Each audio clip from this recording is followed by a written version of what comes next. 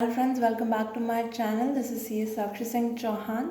आज हम डिस्कस करेंगे एक इम्पॉर्टेंट टॉपिक के बारे में जो कि चार्जेस, मॉर्गेज, हाइपोथेकेशन, प्लेज। इन सब में, इन सारे टर्म्स में टेक्निकल टर्म्स हैं और इन सब में लोगों को बहुत कन्फ्यूजन रहता है कि क्या चार्ज है, क्या मॉर्गेज है, ठीक है, कैसे हाइपोथेकेशन और प्लेज इनसे अलग हैं, क्या डिफरेंस है, क्या सिमिलैरिटीज़ हैं, एक्चुअल मीनिंग क्या है इनका, क्यों क्रिएट करते हैं। तो ये सब हम एक एक करके डिस्कस करते हैं। Let's go. सबसे पहले हम बात करते हैं कि किसी भी कंपनीज़ को या कॉर्पोरेट्स को अपनी बिजनेस को रन करने के लिए कैपिटल चाहिए होता है, इवन द इंडिविजुअल टू, ठीक है। तो जब कैपिटल चाहिए होता है तो उनके पास दो तरीके के रास्ते होते हैं। एक तो वो सिक्योरिटी इशू कर सकती हैं in the form of equity shares, preference shares या डिबेंचर्स, जिनसे उनको कैपिटल मिल जाएगी। दूसरा, डेट ले सकती हैं। अब वो डेट किससे लेंगी? फाइनेंशियल इंस्टीट्यूशन से या बैंक से। तो जब बैंक के पास कंपनी जाती है किसी भी अमाउंट को बोरो करने के लिए, तो बैंक बोलती है उसके बदले में हमको क्या चाहिए, एक सिक्योरिटी चाहिए जिसके बदले में हम आपको लोन देंगे। क्यों सिक्योरिटी चाहिए होती है बैंक को? बैंक को सिक्योरिटी इसलिए चाहिए होती है कि फ्यूचर में अगर कोई डिफ़ॉल्ट होता है तो उसकी रिकवरी के लिए उनके पास कोई सिक्योरिटी हो जिसको सेल ऑफ करके उससे वो अपना डिफ़ॉल्ट अमाउंट रिकवर कर सके, ठीक है। तो इस पूरी प्रोसेस को हम चार्ज कहते हैं, ठीक है। कंपनीज एक्ट चार्जेस को डील करता है, ठीक है। Transfer of properties act charges को डील करता है और डेफिनेटली बैंकिंग रेगुलेशन और एट्सेट्रा, इन सारे एक्ट्स में इन सारे टर्म्स से हम वाकिफ़ होते हैं। तो लेट्स सी कि क्या होता है, ठीक है। तो चार्जेस रेफर्स टू व्हाट?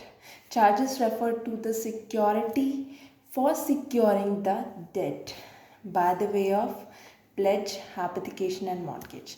अब यहाँ पे pledge, hypothecation and mortgage charges की डेफिनेशन में इंक्लूड किया हुआ है, बट बहुत सारे एक्ट ऐसे होते हैं जो इन दोनों को इंक्लूड नहीं करते हैं। किनको?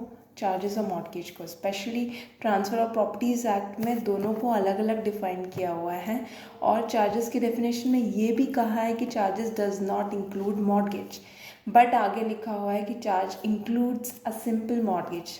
जिसने पढ़ा है ट्रांसफ़र ऑफ प्रॉपर्टीज़ एक्ट उनको पता होगा कि मॉर्गेज बहुत सारे टाइप्स के होते हैं, हम इसमें वो डिस्कस नहीं करने वाले हैं, ठीक है। दूसरा, charge is created either by the operation of law और by the act of the parties concerned. तो सबसे पहली बात, या तो लॉ के थ्रू चार्ज क्रिएट होगा या फिर पार्टीज़ की कंसर्न के हिसाब से चार्ज क्रिएट होगा।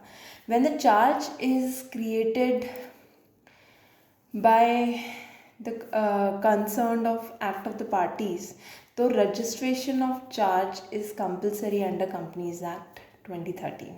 लेकिन अभी उससे पहले हमें ये जानना है कि चार्जेस होते क्या हैं। तो सबसे पहले दो तरीके की प्रॉपर्टीज़ इन्वॉल्व होती हैं। पहली होती है इमूवेबल प्रॉपर्टी, सेकंड होती है मूवेबल प्रॉपर्टी। अब ये दोनों क्या होती हैं? इमूवेबल प्रॉपर्टी वो प्रॉपर्टी होती है जो can't be move from one place to other, for example land, buildings, etc. Second, movable properties are those properties which can be easily moved from one place to other place. For example, car, bikes, etc. ठीक है, तो ये दो तरीके की properties इसमें involve है। मैं क्यों बता रही हूँ आपको? फॉर्म्स ऑफ चार्जेस दो कैटेगरी में डिवाइड किए गए हैं। पहला, in case of immovable property और second movable property. Immovable properties में अगर चार्ज है तो उसे हम मॉर्गेज कहते हैं, और अगर मूवेबल प्रॉपर्टी में चार्ज क्रिएट होता है तो हमें उसे प्लेज या हाइपोथेकेशन कहते हैं। तो हम इन तीनों टर्म्स को अब एक एक करके देखेंगे कि मॉर्गेज, प्लेज, हाइपोथेकेशन क्या है, ठीक है, इनमें डिफरेंस क्या है। सबसे पहले मैंने कहा कि प्लेज और हाइपोथेकेशन क्रिएट होते हैं इन केस ऑफ मूवेबल प्रॉपर्टी। तो अब इनमें डिफरेंस क्या है, तो हमें डिफरेंस देखना पड़ेगा। सबसे पहले प्लेज और हाइपोथेकेशन दोनों एक ही टाइप ऑफ एसेट पे क्रिएट होते हैं, that is movable property. But दोनों में डिफरेंस ये है कि प्लेज के केस में पोजेशन जो होता है वो लेंडर के पास होता है प्रॉपर्टी का, और हाइपोथेकेशन के केस में जो पोजेशन ऑफ द प्रॉपर्टी होता है, जो सिक्योरिटाइज किया है, वो बोरोवर के पास होता है। अब हम एग्जाम्पल समझते हैं, और उससे पहले ये समझते हैं कि लेंडर और बोरोअर क्या है। लेंडर मीन्स जो कि लोन देने वाला है, और बोरोअर मीन्स जो लोन लेने वाला है। तो प्लेज के केस में देने वाले के पास जो होता है प्रॉपर्टी का पोजेशन होता है, और हैबिटेशन के केस में लोन लेने वाले के पास ही उस सिक्योरिटाइज प्रॉपर्टी का पोजेशन होता है। एग्जाम्पल से समझते हैं। Gold loan is the example of pledge. उस केस में क्या होता है कि इंसान या जो भी लोन ले रहा है वो जाकर अपने गोल्ड को बैंक को एज अ सिक्योरिटी देकर आता है, और उसके बदले में वो लोन लेता है। तो उस केस में जो गोल्ड है वो बैंक के पास है, और बैंक जो है लेंडर है, तो यानी कि पोजेशन जो है लेंडर के पास है, और गोल्ड मूवेबल प्रॉपर्टी है, तो उसे हम प्लेज कहेंगे। जब भी किसी मूवेबल प्रॉपर्टी का पोजेशन लेंडर के पास होता है उसको हम प्लेज कहते हैं, और जब भी किसी मूवेबल प्रॉपर्टी का जो पोजेशन है वो बोरोअर के पास है, लोन लेने वाले के पास है, तो उसे हम हैबिटेशन कहेंगे। Example vehicle loan. Vehicle loan में क्या होता है, जैसे कार लोन लिया तो कार जो है बोरोअर के पास ही रहेगी ना। जिसने लोन लिया है वो कार तो बैंक को गिरवी रख के नहीं आ सकता ना, फिर वो चलाएगा क्या जिसके लिए लोन लिया है। तो उस केस में क्या होता है कि कार यानी कि प्रॉपर्टी, सिक्योरिटाइज प्रॉपर्टी का पोजेशन भी बोरोअर के पास रहता है, लेंडर के पास नहीं रहता। ये डिफरेंस है प्लेज और हैबिटेशन में। लेकिन इन केस ऑफ डिफ़ॉल्ट रिकवरी कैसे होती है? प्लेज के केस में तो बहुत इजी है, क्योंकि पोजेशन ऑफ प्रॉपर्टी लेंडर के पास ही होता है, तो वो सेल ऑफ करके एसेट का लोन रिकवर कर लेता है अपना। लेकिन इन केस ऑफ हैबिटेशन सबसे पहले bank takes a possession of the property, यानी कि वो कार वो लेके जाएगी, तो उससे पहले उसे एक नोटिस देना पड़ेगा बोरोअर को।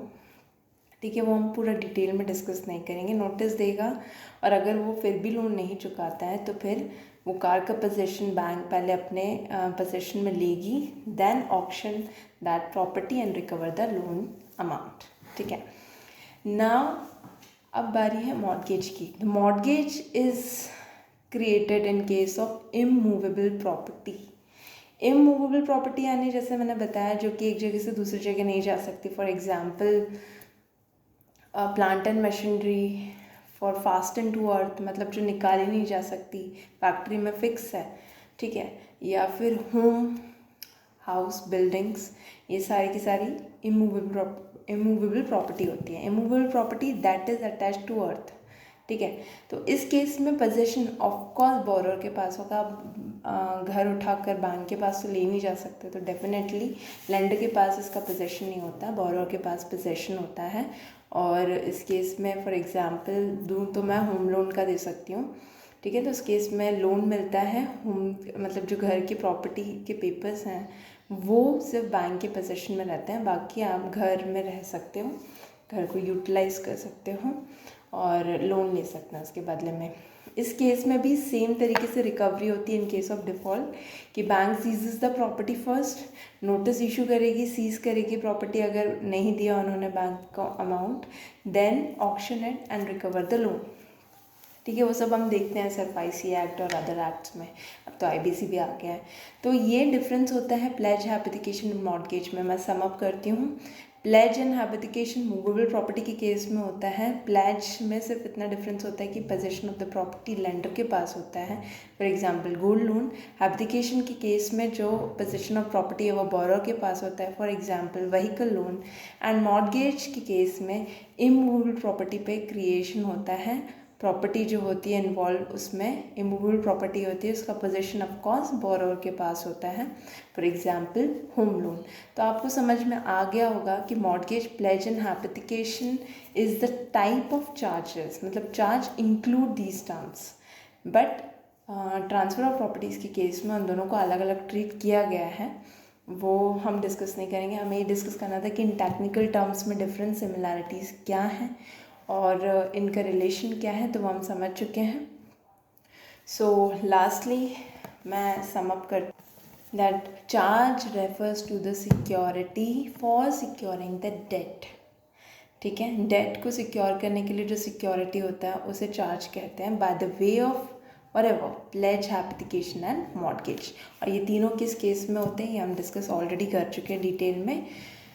सो आई होप कि मैंने आप सबका ये डाउट, एम्बिगिटी क्लियर कर दी हो और आप सबको समझ में आया हो कि what is charge, what is mortgage, what is habitation, what is pledge. And अगले वीडियो में हम एक और नए टॉपिक के साथ मिलेंगे। तब तक के लिए thank you. And if you like my video, please do like, comment and share this video and subscribe my channel for more updates. And thank you. Stay safe, stay home, stay live. Thank you.